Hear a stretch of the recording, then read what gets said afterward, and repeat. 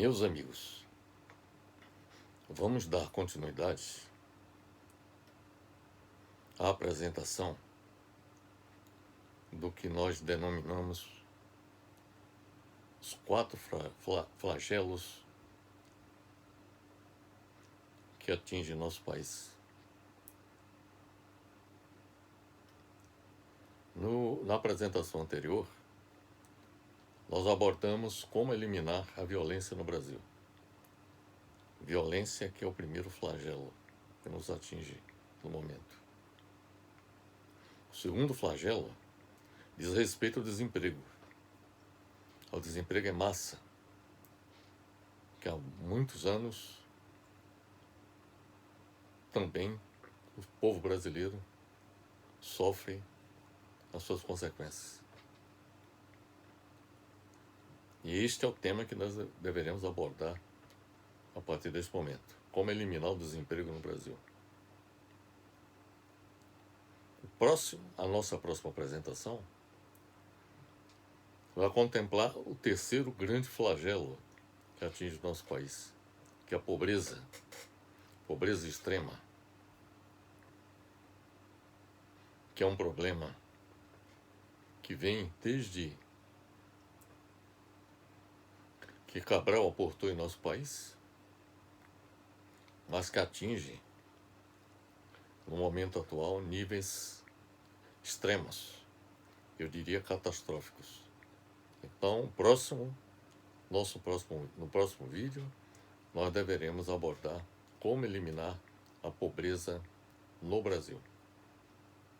E para finalizar esta série, nós vamos falar do quarto flagelo que nos atinge, que é a questão da inflação.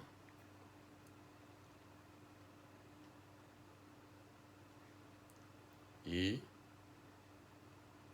o nosso último vídeo, abordando essa série, vai ter como título Como eliminar a inflação no Brasil. Inflação esta que está corroendo, a cada dia que se passa, a renda, sobretudo dos trabalhadores, das pessoas que vivem de salários. Em todas essas apresentações, nós vamos apresentar as soluções que permitam solucionar esses 4 grandes flagelos que atingem nosso país. No vídeo anterior, nós apresentamos as soluções que permitiriam eliminar a violência em nosso país. Quem não assistiu o vídeo anterior, eu sugiro assisti-lo para vocês poderem verificar que a violência, que atingiu níveis também catastróficos no Brasil, porque se mata mais gente hoje no Brasil do que nas guerras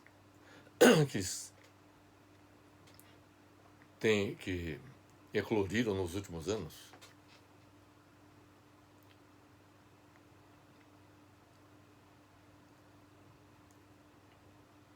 Em todas essas nossas apresentações, nós vamos demonstrar que há solução para o problema. Mas para solucionar esse problema, é preciso que tenhamos um exercício no poder em nosso país, ou seja, tanto na presidência da República, no Parlamento Federal, nos governos estaduais e municipais, e nos parlamentos estaduais e municipais, gente comprometida com essas soluções. Então, o que nós estamos pretendendo é oferecer a nossa contribuição para os governantes, no sentido de que eles implementem essas soluções que permitam resolver esses 4 grandes flagelos. Eu tenho a lhes dizer, antes da nossa apresentação no dia de hoje, como eliminar o desemprego no Brasil, eu tenho a lhes dizer que, além da formação em engenharia, eu tenho também pós-graduação em economia, administração e também doutorado em planejamento e desenvolvimento econômico. De modo que quem lhes fala é uma pessoa que, por mais de 60 anos, vem estudando os problemas de nosso país e os problemas internacionais, de modo que o que pretendemos colocar, como já fizemos no vídeo anterior, é o que nós aprendemos da literatura, da experiência internacional no enfrentamento desses problemas, de modo que eu espero que nossa apresentação seja convincente e capaz de apontar caminhos para a solução desses 4 flagelos que atingem a sociedade brasileira. O tema de hoje, como eu já lhes disse, é como eliminar o desemprego no Brasil. O nosso objetivo é apresentar as estratégias que permitiriam solucionar um dos maiores flagelos vividos pela população brasileira na história do Brasil, que é o desemprego em massa. Nunca na história do país nós alcançamos uma situação tão deteriorada do ponto de vista da geração de emprego como a que nós estamos vivendo no momento. No Brasil, enquanto a economia se deteriora desde 2014, o desemprego alcançou 12 milhões de trabalhadores desempregados e 4,8 milhões de desalendados, ou seja, as pessoas que desistiram de procurar emprego. Então nós temos, na realidade do nosso país, cerca de 17 milhões de trabalhadores subutilizados, desempregados e desalentados, o que é um fato lamentável e que, em função disso, gera uma série de consequências de natureza social bastante graves. Eu vou lhes apresentar, inicialmente, um gráfico que mostra a evolução da taxa de desemprego, de 2012 a 2018. O primeiro gráfico é exatamente a evolução da taxa de desemprego no Brasil em percentagem da população economicamente ativa. Então aqui nós temos esse gráfico de março de 2012 até dezembro de 2018, que mostra a evolução do desemprego no nosso país.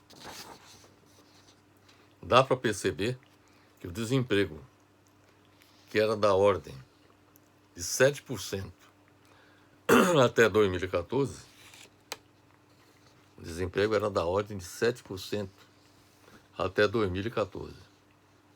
A partir de 2014, cresce vertiginosamente o desemprego, alcançando o pico do desemprego em 2017, com a taxa de desemprego de 13%, que é esse ponto aqui. Esse ponto aqui corresponde a 13%, isto em março de 2017. A partir de março de 2017, apresentou uma pequena queda na taxa de desemprego. Mas o desemprego ainda continua elevado, porque os desempregados no Brasil correspondem a 12,5% da taxa, 12,5% da população economicamente ativa no Brasil. Olha, a população economicamente ativa no Brasil corresponde a 50 milhões de trabalhadores. Dos 50 milhões de trabalhadores que nós temos no Brasil, 12 milhões estão, ou melhor, 17 milhões estão subutilizados, desempregados ou desalentados, ou seja, que desistiram de procurar emprego. Nós temos um outro gráfico, que é este, que nós vamos apresentar agora a partir desse momento, de janeiro de 1995, até julho de 2020. Nesse gráfico, nós verificamos, por exemplo, em janeiro de 1995, a taxa de desemprego correspondia a 6,6%. Evoluiu para 9,5% em julho de 2001.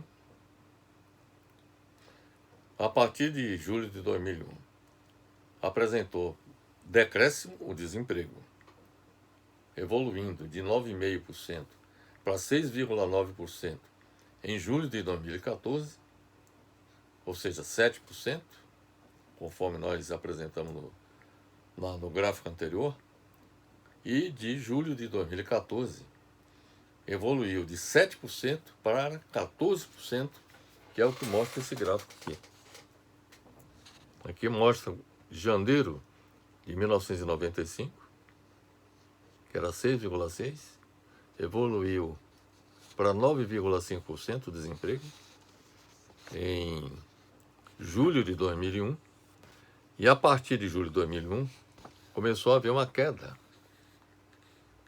na taxa de desemprego, atingindo 7% em julho de 2014. Mas de julho de 2014 até julho de 2020, a taxa de desemprego evoluiu para este número que aqui está, aproximadamente 14%.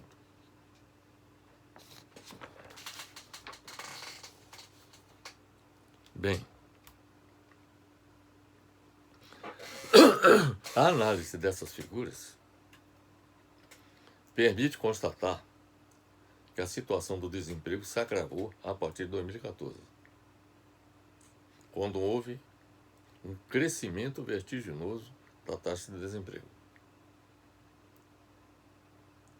ao ponto de nós termos uma população econômica ativa subutilizada de 17 milhões de trabalhadores, numa população economicamente ativa da ordem de 50 milhões de pessoas. O desemprego em massa registrado no Brasil tem como principal causa o fato de o país estar estagnado. A causa é essa: o país está estagnado economicamente de 2011 a 2020. Essa estagnação econômica de 2011 a 2020 se explica pela queda do investimento na economia brasileira a partir de 1990, conforme nós vamos mostrar no próximo gráfico. É importante observar que a geração de novos empregos, ela só acontece quando há aumento de investimentos, ou seja, a implantação de novas indústrias, novas atividades comerciais, investimentos no aumento da produção agrícola. Então é preciso que haja investimentos para que haja aumento da produção e, consequentemente, haja aumento do emprego. Eu quero dizer o seguinte: sem investimentos não há geração de emprego. E o que é importante observar que no próximo gráfico que nós iremos apresentar, que é este aqui, nós constatamos, nós temos aqui dados que vão do início do século XX, de 1908 até 2019, mostrando as taxas de investimento na economia brasileira. E mostra que os investimentos que ocorreram na economia brasileira foram determinantes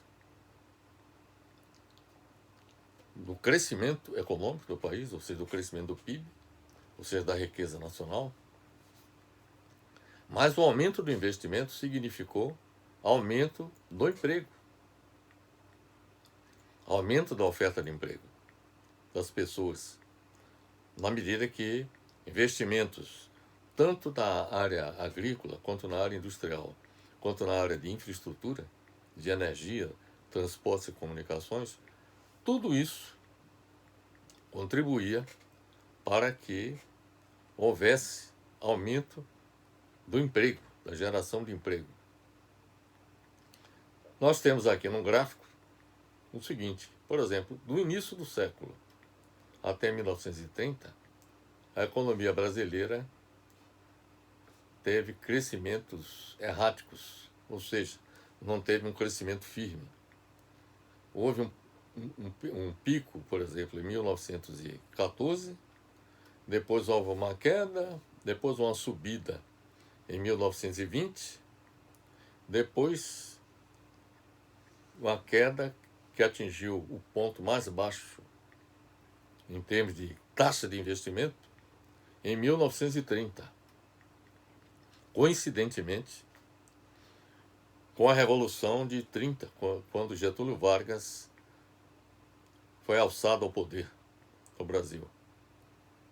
E a ascensão ao poder de Getúlio Vargas em 1930 foi muito importante porque representou uma ruptura no processo de desenvolvimento da economia brasileira, já que até 1930 a economia brasileira era uma economia baseada fundamentalmente na agricultura, ou seja, na agricultura e na agropecuária, sobretudo na agricultura. E esse período correspondente ao início do século XX até 1930, esse período correspondeu ao auge da produção de café no Brasil. A economia brasileira dependia radicalmente, fundamentalmente, da produção de café. Quando o café ia bem, a situação econômica do país melhorava. O inverso acontecia quando a produção de café decaía, ou seja, havia uma queda na demanda internacional. Agora, alguns fatores que ocorreram durante esse período, da primeira metade do século XX, tivemos, por exemplo, a Primeira Guerra Mundial. E tivemos, em 1929, a quebra da Bolsa de Valores de Nova York. Tudo isso contribuiu para comprometer a economia brasileira, que era dependente do exterior, dependente de praticamente de tudo, de produtos industrializados, praticamente tudo era importado para o Brasil. E o que garantia a compra dos produtos importados no Brasil eram as receitas que o Brasil obtinha, as receitas de exportação do café. Então essa crise econômica que ocorreu em 1929, crise mundial, também atingiu o Brasil, que, associada à crise política, porque durante esse período nós tivemos o período da chamada Primeira República, que ela é a Primeira República, veio imediatamente após a proclamação da República em 1889. Durante esse período, quem governava o país eram as oligarquias rurais. Eram os coronéis que governavam o país. Então o Brasil era um país agrário, atrasado. A industrialização que existia no Brasil era uma franja, quer dizer, era uma indústria de pequena escala. porque a maior parte dos produtos que o Brasil adquiria, industriais, vinham do exterior. Então, com a crise da Bolsa de Valores, em 1929, e a crise econômica que o país enfrentou, isso contribuiu para que nós perdêssemos a capacidade de importar. E a perda da capacidade de importar foi um fator que contribuiu para que Getúlio Vargas, em 1930, tomasse a decisão de promover a industrialização do país. Então dá para perceber, por esse gráfico, que de 1930 até 1989, o crescimento econômico, a taxa de investimento da economia do Brasil foi crescente, porque além dos investimentos na indústria, houve também investimento na infraestrutura de energia, de transportes e de comunicações, que possibilitou transformar o país, o Brasil, de um país eminentemente agrário para um país semi-industrial. Eu digo semi-industrial porque era uma industrialização ainda incompleta. Quer dizer, nós não conseguimos alcançar o mesmo patamar de industrialização que os países desenvolvidos alcançaram. Então nós temos aqui a taxa de investimento da economia brasileira de 1908.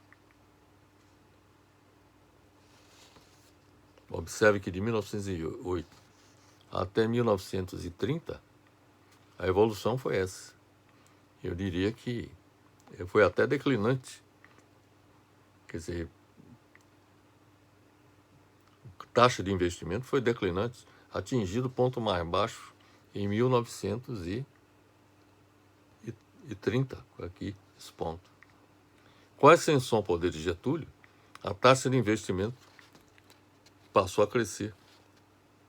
Então, durante os governos de Getúlio Vargas e posteriormente Juscelino Kubitschek, de 1955, por exemplo, aqui é o crescimento correspondente a esse período, até 1955, a responsabilidade foi do governo Vargas, dos dois governos.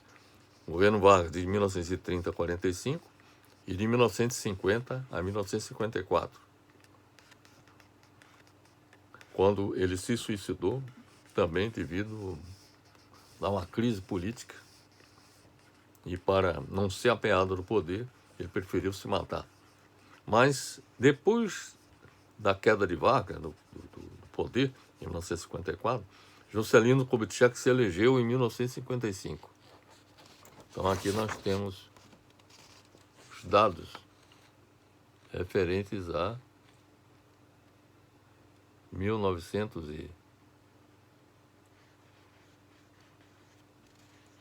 1955,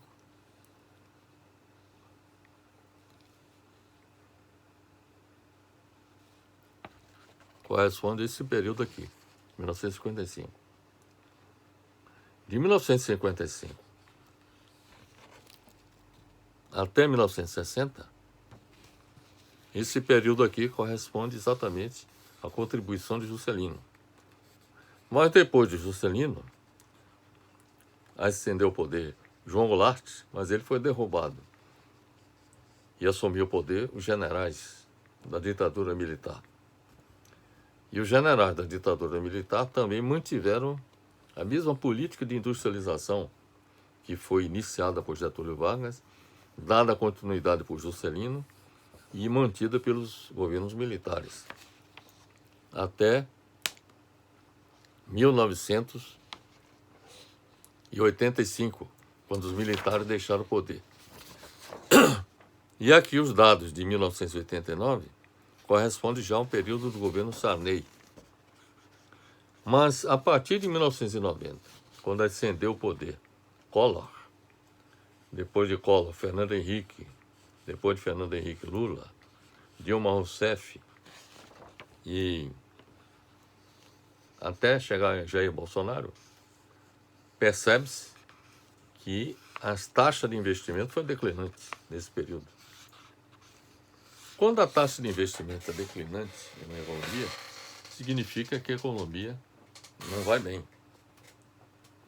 Porque o interesse de investir pelo setor privado, sobretudo, depende de um ambiente econômico favorável, que foi o que não aconteceu a partir de 1990, quando ascendeu o poder Collor e introduziu o modelo neoliberal,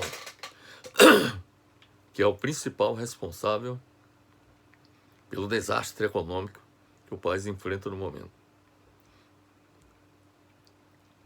Então nós temos aqui uma figura 3 que é muito importante de ser analisada, porque mostra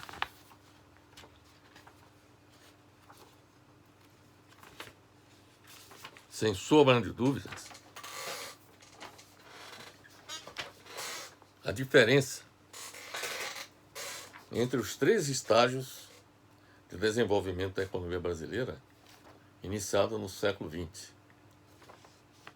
Por exemplo, nós temos um estágio, o primeiro estágio da economia brasileira iniciado no século XX, e aqui mostra a taxa de crescimento em cada decênio de evolução da economia brasileira. Então, por exemplo, de 1901 a 1930, a taxa de crescimento da economia brasileira, olha aqui, de 1901 a 1930, que está aqui, a taxa de crescimento da economia foi da ordem de 4,2%, 4,5%.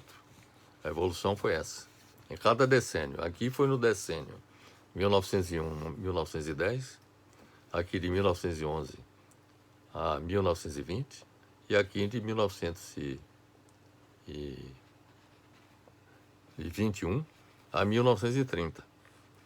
Então aqui corresponde ao período da Velha República, ou Primeira República, como vocês desejarem chamar.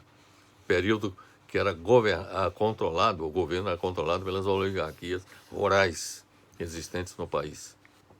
A partir de 1930, por exemplo, 31, começou a haver um crescimento da economia. Então aqui nós temos de 31 a 1940, que a taxa praticamente se manteve a mesma da Velha República, mas aqui já houve um salto de 1941 a 1941 a 1950. Está aqui. De 1941 a 1950, passou a crescer a economia 5,9%. Aqui, de 1951, já no segundo governo Vargas, cresceu 7,4%. De 1961 a 1970, aqui já corresponde ao período dos governos militares, que cresceu 6,2%, e alcançou o pico em 1971. De 1971 a 1980, com 8,6% de crescimento da economia. O importante observar aqui é o seguinte, que a taxa de crescimento de 1931 até 1980 foi crescente. Aqui corresponde ao período da Velha República. Esses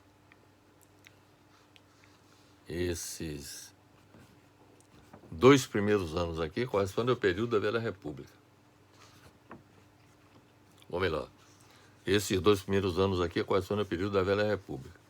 Aqui começou a contribuição de Vargas, de Juscelino Kubitschek e dos governos militares, da ditadura militar. A partir de 1981, em 1981 a 1990, o Brasil enfrentou uma crise profunda. Foi a primeira grande recessão da economia brasileira, cuja taxa de crescimento foi de 1,6%. Diante dessa crise, os governos que se sucederam a partir de 1990 resolveram abandonar esse modelo que tinha sido bem sucedido, que era um modelo nacional desenvolvimentista, de industrialização substitutiva das importações, que era o que o Brasil estava fazendo, e resolveu aderir ao neoliberalismo. E a consequência da adesão ao neoliberalismo está refletida nesses números. As taxas de crescimento são ridiculamente baixas. Por exemplo, nessa década, por exemplo, de 1991 a 2000, taxa de crescimento 2,6%. De 2001 a 2010, 3,7% ao ano. E de 2011 até 2020, 0,3%, ou seja, praticamente estagnada, zero, crescimento zero, praticamente da economia. Então, este é o quadro que estamos aqui lhes apresentando, mostrando que a primeira etapa do século XX, com a velha república, a economia brasileira declinou até chegar à crise de 29. Getúlio Vargas recuperou a economia, foi dada a continuidade a essa recuperação com Juscelino Kubitschek e até o final da ditadura militar. Durante esse período foi adotado um modelo nacional desenvolvimentista baseado na importação, na substituição de importações. Muitas indústrias se instalaram no país por conta dessa política. A partir de 1990, abandonaram esse modelo e adotaram o modelo liberal, de abertura da economia, de abertura total da economia. E o resultado que nós estamos observando é que, durante esse período, ocorreu um processo de desindustrialização do país, porque a indústria brasileira ficou à mercê dos produtos importados que invadiram o nosso país, e muitas delas fecharam as portas. Então houve um processo de desindustrialização da economia brasileira a tal ponto que a indústria brasileira, que representava 30% do PIB, correspondia a 30% do PIB em 1980, regrediu hoje para cerca de 7, 9% do PIB. Então este é o quadro, o resultado desastroso do modelo neoliberal que foi adotado a partir de 1990. Além do desastre provocado pelos 4 flagelos. A violência é consequência desse modelo, o desemprego é consequência desse modelo,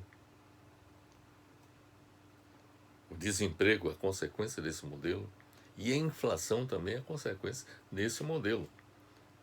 E também é produto da incompetência dos governantes, que não foram capazes de avaliar criticamente esse modelo, substituí-lo pelo modelo nacional desenvolvimentista, que foi o que deu certo no passado, claro que ajustado a novos tempos, mas não adotaram um novo modelo nacional desenvolvimentista e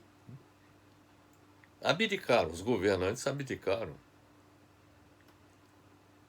da responsabilidade de dar um rumo para o país, planejando a economia. O que é que aconteceu durante esse período?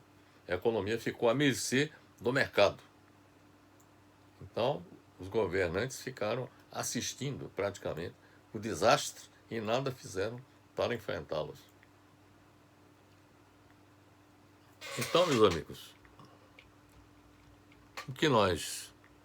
essa última figura que nós mostramos apresenta que o maior crescimento econômico que ocorreu no Brasil foi de 1931 a 1980, impulsionado pelas ações dos governos Getúlio Vargas, Juscelino Kubitschek e os governos da ditadura militar, que adotaram políticas econômicas nacional desenvolvimentistas, com o governo brasileiro atuando como mentor e indutor do desenvolvimento nacional, ao contrário do modelo neoliberal que foi adotado a partir de 1990, em que o mercado é que se torna o principal agente econômico e o governo se torna coadjuvante.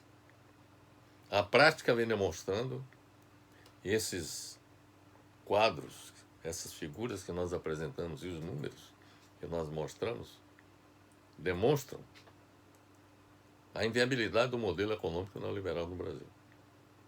Inaugurado pelo presidente Fernando Collor, em 1990, e mantido pelos presidentes Itamar Franco, Fernando Henrique Cardoso, Lula, Dilma Rousseff, Michel Temer e Jair Bolsonaro. A estagnação econômica no Brasil só será superada com o abandono do modelo neoliberal e sua substituição pelo modelo nacional desenvolvimentista de abertura seletiva da economia brasileira. E quando eu falo abertura seletiva, é que nós só deveremos permitir a importação de produtos que nós não temos condições de produzi-lo. E a abertura tem que ser seletiva, a fim de evitar o que aconteceu a partir de 1990, quando houve uma abertura total da economia brasileira, que fez com que a indústria nacional praticamente se inviabilizasse e contribuísse para a desindustrialização do país. A solução dos problemas econômicos e sociais do Brasil requer a adoção do modelo econômico nacional desenvolvimentista, como eu já disse, de abertura seletiva da economia brasileira, que permitiria fazer com que o Brasil assumisse os rumos de seu destino, diferentemente do que está acontecendo hoje. Na realidade, quem está ditando os rumos do Brasil é o mercado. O governo nada faz no sentido de, com planejamento, traçar um rumo para o país. A adoção do modelo econômico nacional desenvolvimentista de abertura seletiva da economia brasileira exigiria que o Estado brasileiro passasse a exercer o comando efetivo da economia do Brasil, cujos governos abdicaram deste papel, repito, desde 1990, favorecendo as forças do mercado. Nesse período, os bancos apresentaram os maiores lucros da história.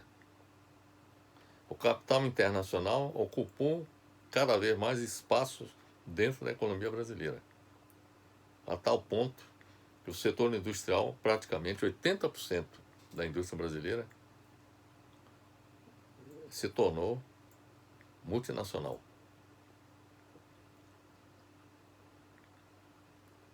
A história econômica do Brasil mostra que toda vez que o país alcançou expressivo desenvolvimento econômico, socioeconômico, o Estado Nacional Brasileiro foi o grande protagonista, como ocorreu com o Nacional Desenvolvimentista da Era Vargas, em 1931 a 1945, em 1950 a 1954, e durante os governos de Juscelino Kubitschek, de 1955 a 1961, e dos governos militares pós-1964, até 1985. Neste período, os governos brasileiros planejavam a economia de acordo com o modelo keynesiano.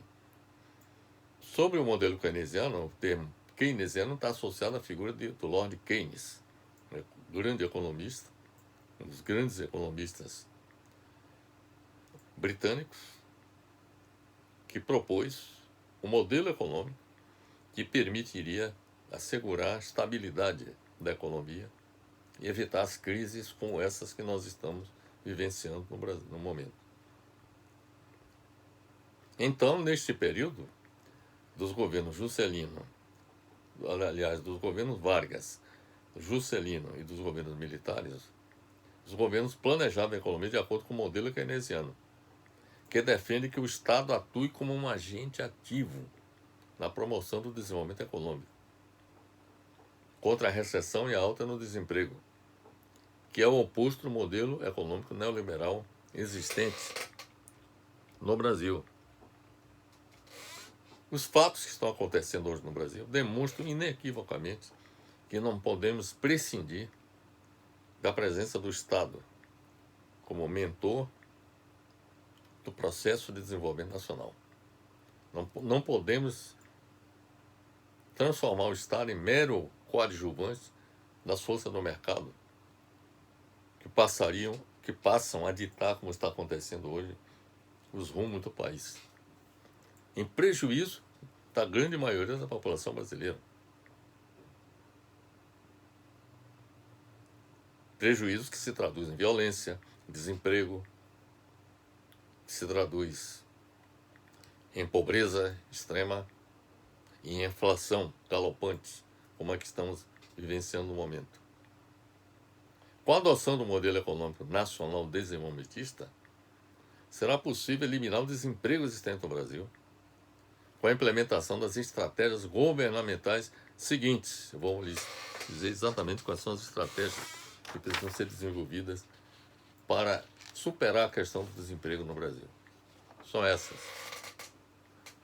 Estratégia de reativação da economia brasileira. É preciso que sejam implementadas estratégias que contribuam para reativar a economia brasileira. E vamos citá-las logo em seguida. É preciso que hajam estratégias de incentivo à economia social e solidária. Vamos lhe explicar exatamente o que é que significa essas estratégias. Estratégias de incentivo à economia criativa. Vamos lhes explicar também o que é que significa a economia criativa. E as estratégias, finalmente, estratégias de reestruturação do sistema de educação do Brasil, que apresenta fragilidades imensas em todos os níveis, desde o infantil até o nível superior, e que não prepara e atualiza as pessoas, os alunos, para lidar com o mundo do futuro. Nós temos um sistema de ensino defasado, desatualizado, então preciso reestruturá-lo para se tornar um suporte importante, não só na reativação da economia brasileira, no desenvolvimento da economia social e solidária, da economia criativa, mas, sobretudo, assumir o papel de também protagonista. O povo brasileiro precisa se tornar protagonista do processo político nacional, a fim de evitar os desastres políticos que nós estamos assistindo há vários anos. Com a adoção do modelo econômico nacional desenvolvimentista, nós implementaremos as estratégias que há pouco nós citamos. Vamos agora lhes apresentar as estratégias de reativação da economia brasileira. Primeira estratégia seria a execução imediata de 7.000 obras públicas paradas. Nós temos 7.000 obras públicas paradas, graças à incompetência do governo em executá-las, que somam 9,3 bilhões de reais. E além da execução imediata dessas 7.000 obras públicas, que geraria empregos para a população, seria também a construção de uma grande quantidade de novas obras públicas, que o país precisa investir 2 trilhões de reais na infraestrutura de energia, transporte, comunicações, de educação, saúde, habitação e saneamento básico. Há carências em todas essas áreas que demandam 2 trilhões de reais, e isso contribuiria para gerar emprego para a população. Segunda grande estratégia de reativação da economia seria a adoção da política de substituição de importações. Nós precisamos produzir internamente aquilo que o país precisa. E, com isso, evitar gastos com importações, que, na prática, na medida em que nós importamos, nós geramos empregos nos países que fornecem esses produtos. Então, nós temos que produzir internamente para que esses empregos sejam aqui gerados. E essa política de substituições de importações implica, eu sugiro que sejam produzidos internamente os seguintes produtos: adubos ou fertilizantes químicos, que nós importamos em grande volume, óleos combustíveis de petróleo e de minerais bituminosos, plataformas, embarcações e outras estruturas flutuantes. Por exemplo, a indústria naval, Nós deveríamos implantar uma indústria naval para gerar emprego para a população. Equipamentos de telecomunicações, inclusive peças e acessórios, nós deveríamos implantar indústrias ligadas à fabricação de equipamentos de telecomunicações, incluindo peças e acessórios, e com isso gerar emprego para a população. Produtos de ferro ou aço e outros produtos de metais comuns que nós importamos em grande volume. Produtos manufaturados também em grande volume nós importamos. Isso significa que nós deveríamos implantar indústrias que substituiriam essas importações. Medicamentos também, quer dizer, nós somos dependentes praticamente em 100% dos medicamentos importados. Tanto para a medicina humana quanto veterinária, nós deveríamos implantar indústrias que fabriquem esses medicamentos. Também partes e peças para veículos, automóveis e tratores, nós importamos em grande volume partes e peças para veículos, automóveis e tratores. É um absurdo. Circuitos integrados e micro conjuntos eletrônicos. Também nós deveríamos implantar indústrias voltadas para a fabricação desses itens. Fabricação de inseticidas, formicidas, herbicidas e produtos semelhantes. Tudo isso são itens que nós gastamos em grande volume que deveríamos fabricar no nosso país. Compostos heterocíclicos, seus sais e sulfonamidas, isso também deveria ser implantado em indústrias voltadas para a fabricação desses compostos. Fabricação de naftas. Nós importamos naftas, que é uma matéria-prima importante para a indústria petroquímica. E, finalmente, automóveis de passageiros. Quer dizer, nós precisamos também fabricar automóveis internamente no nosso país, para atender a demanda nacional. Então, tudo isso geraria novos empregos. Essa seria a segunda grande estratégia de geração de emprego. Terceira grande estratégia seria a redução dos encargos com o pagamento de juros e amortização da dívida pública, a ser renegociadas com os credores da dívida pública, para o governo brasileiro dispor de recursos para investimento na infraestrutura econômica e social e na política de substituição de importações. Hoje o Brasil compromete a metade do seu orçamento com o pagamento da dívida pública. Que seria o importante é tentar renegociar parte desse pagamento, ou seja, alongar o pagamento, a fim de que o governo brasileiro passe a dispor de recursos para investimento. Esta seria uma estratégia importante, e é importante porque, se não houver essa iniciativa, o governo não vai dispor de recursos para investir nessas ações que há pouco nós citamos, de reativação da economia, com relação às obras paradas, as novas obras que devam ser implementadas e a substituição de importações. Então, o governo precisa dispor de recursos. Então, por isso que é a terceira grande estratégia. Quarta grande estratégia também de geração de recursos, para que o governo possa investir, tomar iniciativa no sentido de investir nessas ações, é a taxação das grandes fortunas, com patrimônio superior a R$1 bilhão, que poderia render aproximadamente 100 bilhões de reais por ano, para o governo dispor de recursos para investimento na infraestrutura econômica e social e na política de substituição de importações.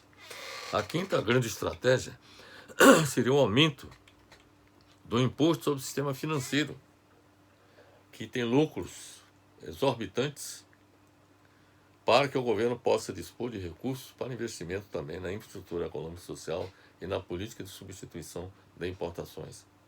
Mas, além disso, o governo precisa diminuir seus gastos com a redução drástica do número de ministérios e de órgãos públicos desnecessários e dos dispêndios supérfluos em todos os níveis do governo, para o governo dispor de recursos para investimento na infraestrutura econômica e social e na política de substituição de importações. A sétima estratégia seria a redução drástica da taxa de juros básica da economia, para diminuir o tamanho da dívida pública, de um lado, e, por outro, incentivar o investimento privado. Porque quanto menor é o investimento, é a taxa Selic, que reflete na taxa de juros do sistema financeiro como um todo, isso contribuiria para que o setor privado também tomasse a iniciativa de investir na reativação da economia nacional. O oitavo seria promover programa de expansão da atividade produtiva nos setores primário, secundário e terciário da economia, com a utilização da capacidade ociosa para reduzir as taxas de inflação.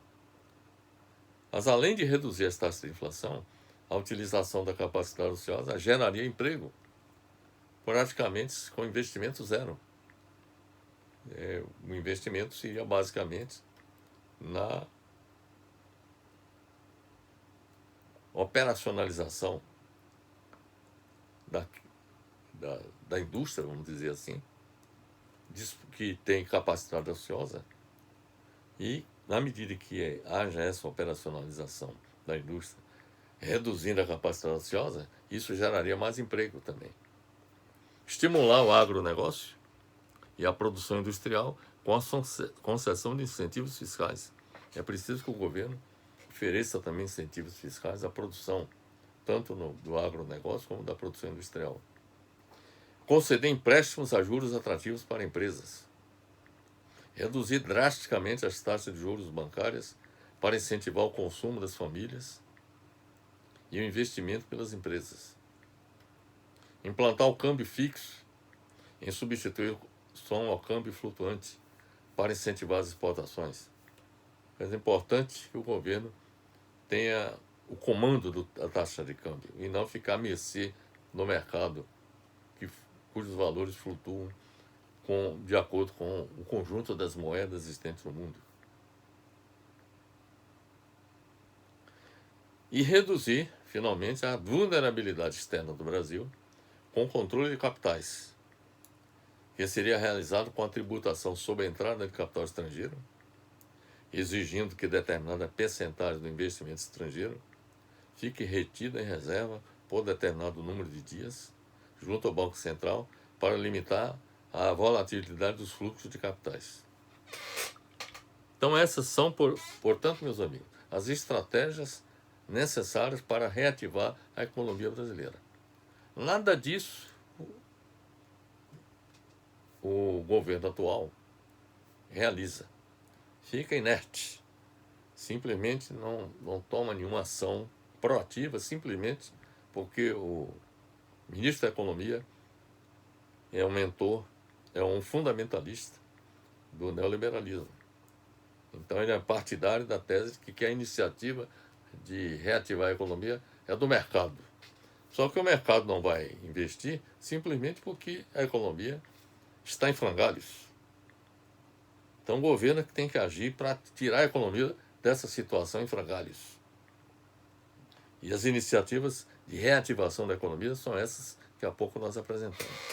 Agora vamos falar das estratégias de incentivo à economia social e solidária, que é uma estratégia muito importante, como nós vamos mostrar a partir desse momento.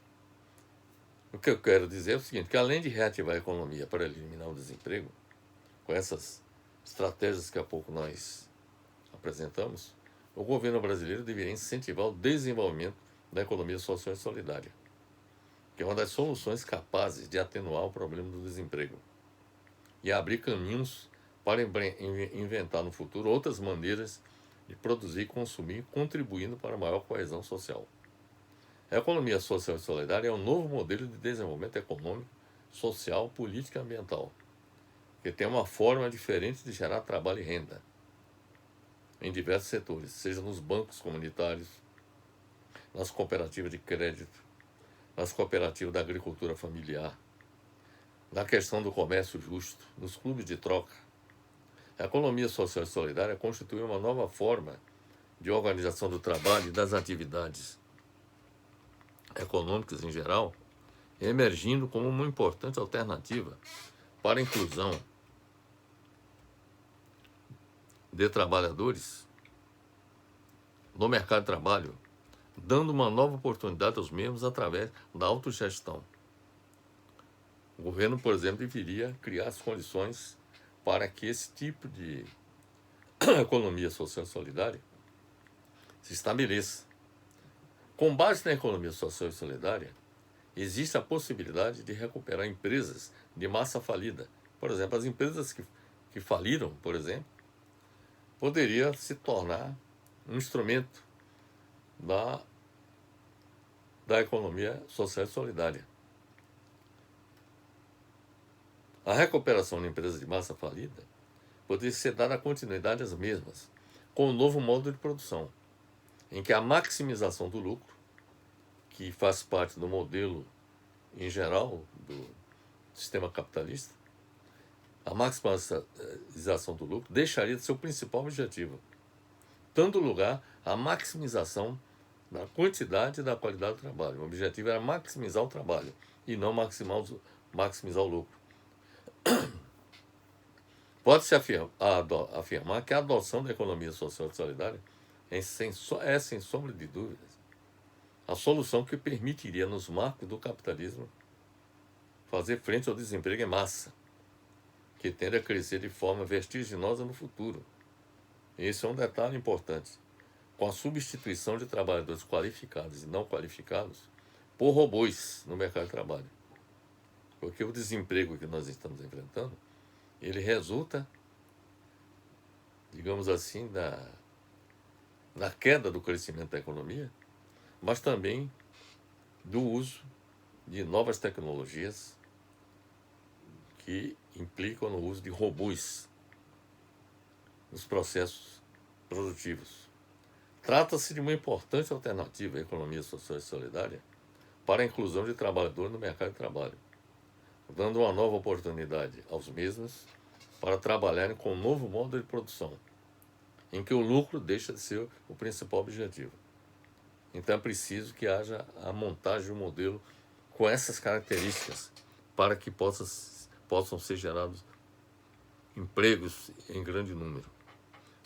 Eu tive a oportunidade de ler um livro, L'Économie sociale et solidaire, de Geraldine Lacroix e Romain Sletini.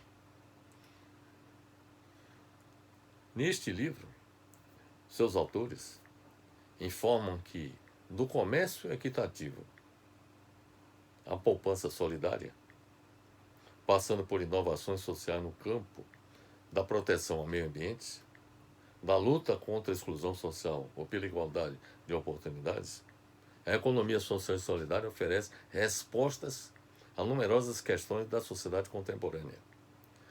Neste livro que eu li,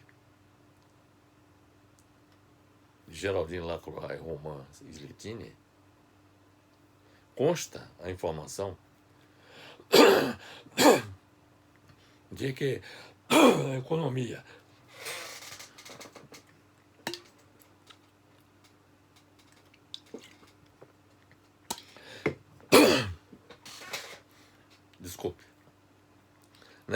Neste livro consta a informação de que a economia social e solidária corresponde a 10% do PIB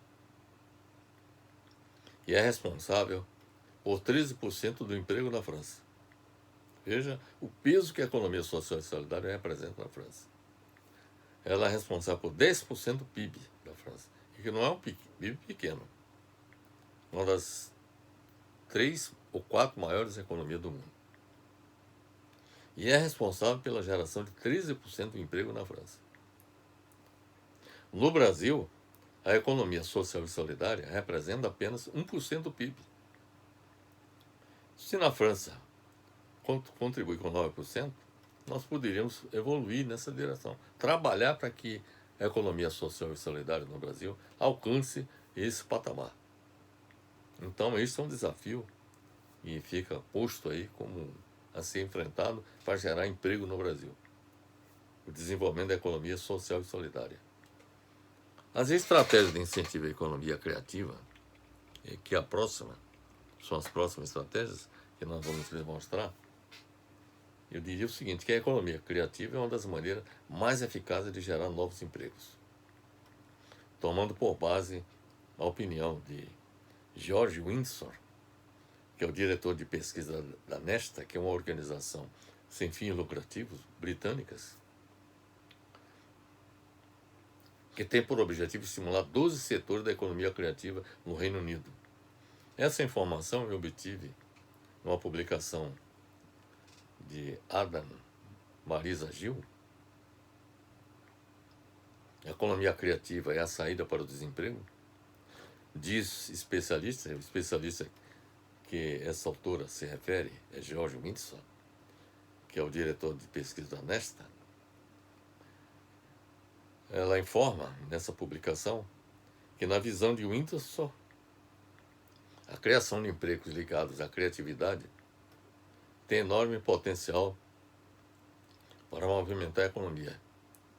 Isto é, a indústria criativa agrega valor aos produtos de uma maneira que nenhum outro setor é capaz. Segundo Windsor, há várias maneiras de gerar empregos ligados à economia do conhecimento. Como, por exemplo, estimular a indústria de games, desenvolver núcleos criativos locais, que trabalhem com base nas tradições culturais de cada região. Só para exemplificar, aqui no Brasil, nós somos um país em que cada região tem potenciais culturais que poderiam ser bastante desenvolvidos e explorados. No Nordeste, nós temos muitos exemplos nesse sentido. E no Brasil como um todo. Inclusive, por exemplo, no campo da música. Então, como já lhe disse, desenvolver núcleos criativos locais que trabalhem com base nas tradições culturais de cada região.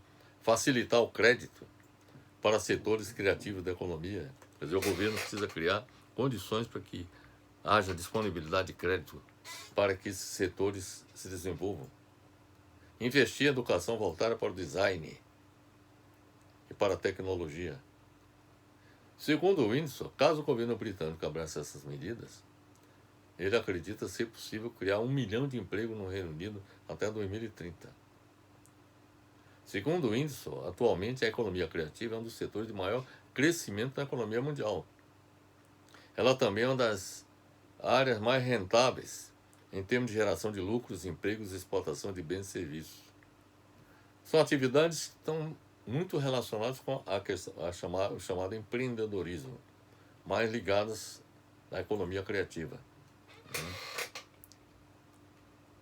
O artigo Economia Criativa no Mundo Moderno, que da escola,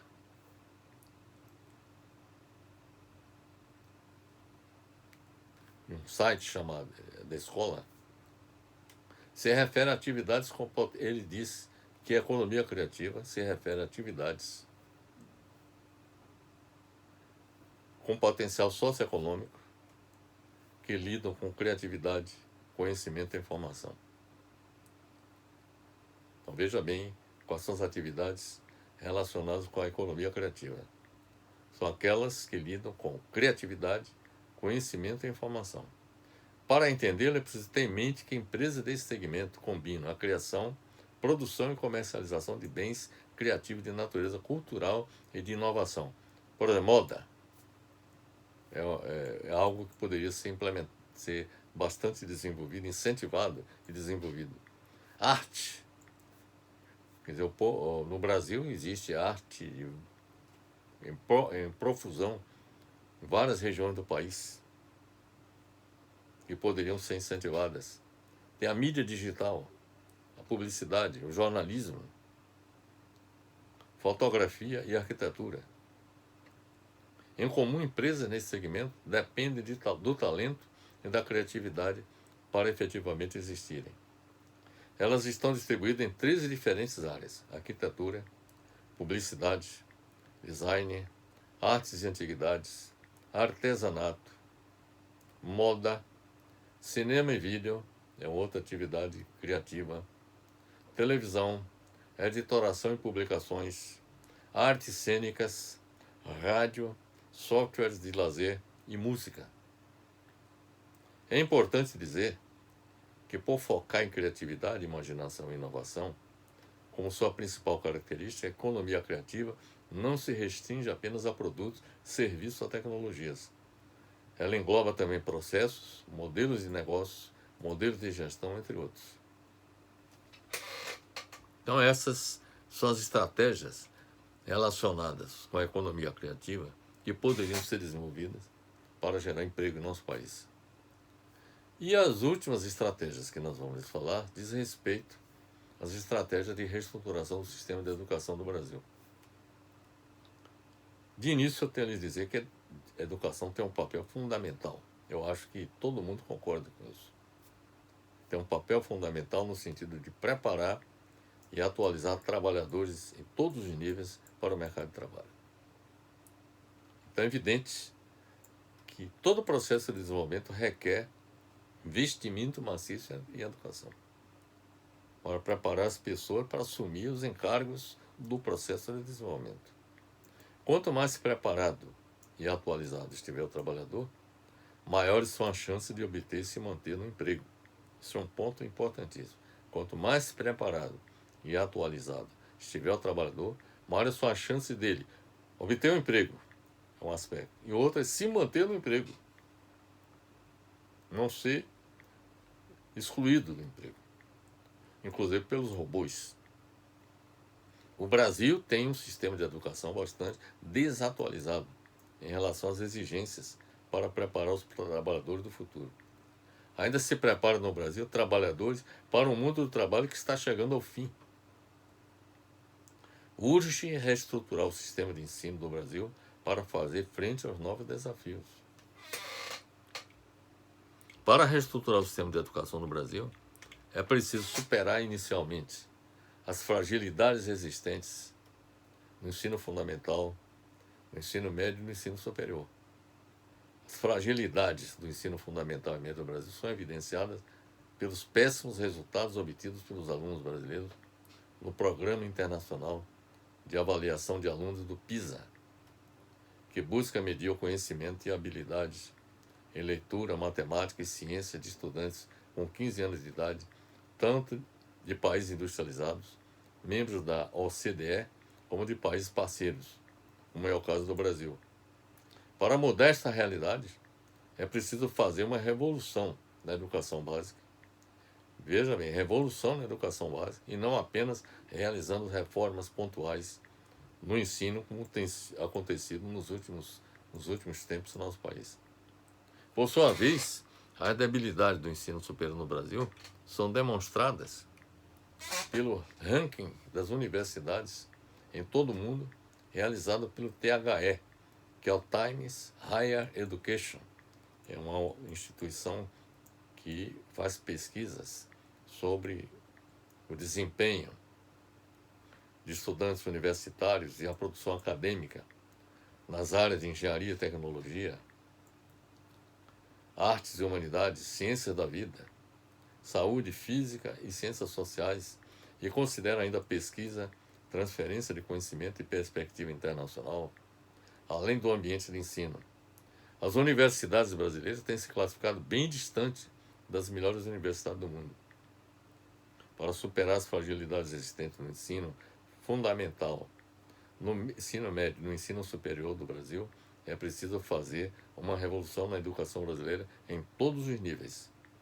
O sistema de educação no Brasil deve ser reestruturado e agora nós vamos dizer o que fazer, no sentido de preparar e atualizar continuamente as pessoas para o mercado do trabalho atual e o futuro, e para lidarem com a complexidade do mundo que já vivemos e viveremos no futuro, com os avanços em curso da inteligência artificial, da quarta revolução industrial e da internet 5G no campo das comunicações, entre outras tecnologias que revolucionam a sociedade em todos os campos tecnológicos.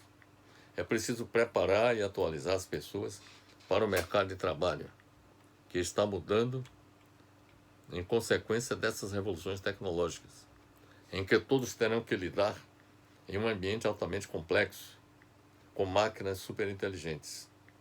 É preciso reestruturar o sistema de educação do Brasil, do ensino infantil ao ensino superior, se inspirando nas políticas educacionais bem-sucedidas nos sistemas de educação da Finlândia, da Coreia do Sul, do Japão e da Suíça, que são os países mais avançados em educação do mundo, e também dos Estados Unidos, que é o país mais avançado no ensino superior.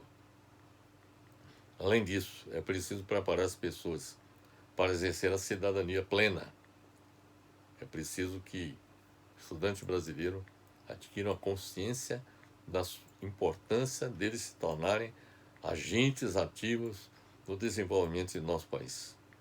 Por tudo que acabamos de expor, pode-se concluir que a educação brasileira só superará suas fragilidades atuais e realizará uma verdadeira revolução na educação do Brasil se houver aumento dos investimentos com a educação do país. E os investimentos na educação do Brasil têm sido raquíticos, insuficientes para atender até as necessidades da raquítica economia que nosso país vive no momento. Imagine para enfrentar os desafios do futuro. Então é necessário que haja aumento dos investimentos. Como preliminar, a realização de mudanças nos rumos da economia. É preciso também que haja mudança nos rumos da economia brasileira, com o abandono do modelo neoliberal, responsável pelo desastre econômico atual, e que haja também, além do aumento de investimentos e das mudanças nos rumos da economia brasileira, com o abandono do modelo neoliberal, que haja também a adoção de uma política econômica desenvolvimentista, similar que foi responsável pelo maior desenvolvimento econômico e social do Brasil alcançado em sua história de 1930 a 1980. E isso ajustado aos novos tempos, com o Estado Nacional Brasileiro assumindo as rédeas da economia brasileira. E isso é fundamental que aconteça. Esta é a pré-condição para que a educação passe a ser prioridade nacional. É evidente que, se deixar que as forças do mercado assumam as rédeas da economia brasileira, a educação não será prioritária para o desenvolvimento nacional. Só o Estado brasileiro que terá condições de fazer isso. Sem o aumento do investimento em educação, não será possível solucionar os imensos problemas do Brasil e fazer a economia crescer e se desenvolver no futuro. O futuro do Brasil estará comprometido se não considerar a educação como prioridade nacional. Estas são, portanto, meus amigos, as estratégias necessárias para eliminar o desemprego no Brasil. Para eliminar o desemprego é preciso, portanto, como nós já afirmamos, reativar a economia brasileira como abandono do desastroso modelo econômico neoliberal e sua substituição pelo modelo nacional desenvolvimentista, com o governo se tornando agente ativo do processo de desenvolvimento, promovendo a reativação da economia brasileira, incentivando o desenvolvimento da economia social e solidária e da economia criativa, para gerar empregos e aumentando os investimentos em educação para reestruturar o sistema de ensino no Brasil, visando preparar e atualizar continuamente as pessoas para o mercado de trabalho atual e futuro, para lidarem com a complexidade do mundo que já vivemos e viveremos no futuro, e se tornarem cidadãos conscientes de suas responsabilidades com o desenvolvimento do país. Essas estratégias devem servir de referencial. Esta é uma observação importante que eu faço. Essas estratégias que estamos propondo deveriam servir de referencial para o povo brasileiro fazer a escolha de seus candidatos aos diversos cargos eletivos nas próximas eleições, de presidente a deputado estadual. Recomenda-se eleger os candidatos que assumam o compromisso de defender a adoção das estratégias aqui propostas para eliminar o desemprego no Brasil. Não há outro caminho para eliminar o desemprego no Brasil, a não ser aqueles que nós estamos indicando. Não há outro caminho. Quem inventar outro caminho está simplesmente mentindo. Que a verdadeira solução para os problemas do país no sentido de eliminar o desemprego, nós aqui apresentamos.